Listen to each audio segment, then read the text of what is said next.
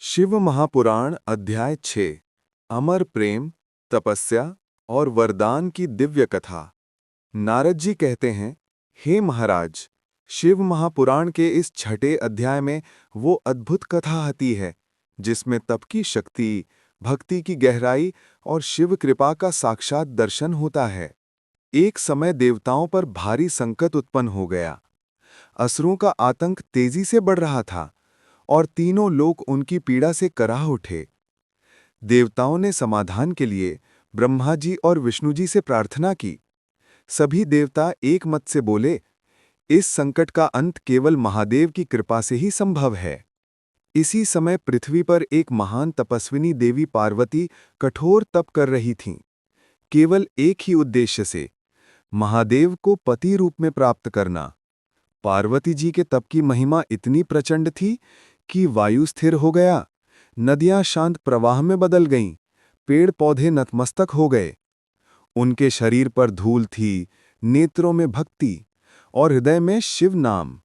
देवताओं ने सोचा कि यही समय है, क्योंकि पार्वती के शिव से विवाह से ही असुर विनाश संभव होगा।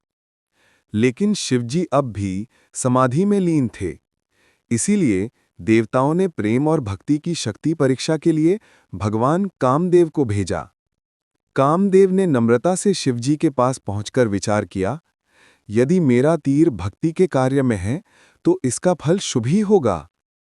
और उसने अपने पुष्प बाण का प्रहार किया। ज्यों ही बाण चला, शिवजी की समाधि टूटी। भोलेनाथ ने क्रोध में तृतीय नेत्र खोला और कामदेव भस्म हो गए। लेकिन शिवजी ने तुरंत अंतर्यामी भाव से महसूस किया कि पार्वती जी का तप किसी कामना से नहीं, बल्कि अनंत प्रेम और भक्ति से है। इसी क्षण शिवजी कैलाश से उठकर पार्वती जी के समक्ष प्रकट हुए। उनकी करुणा बह चली और उन्होंने कहा, देवी, तुम्हारा तप निष्फल नहीं जाएगा। तुम्हारी भक्ति, प्रेम और धैर्य के आगे स्वयं मैं भी वश में हूं। मैं तुम्हें अपने अर्धांग के रूप में स्वीकार करता हूं। देवताओं के बीच आनंद की लहर फैल गई।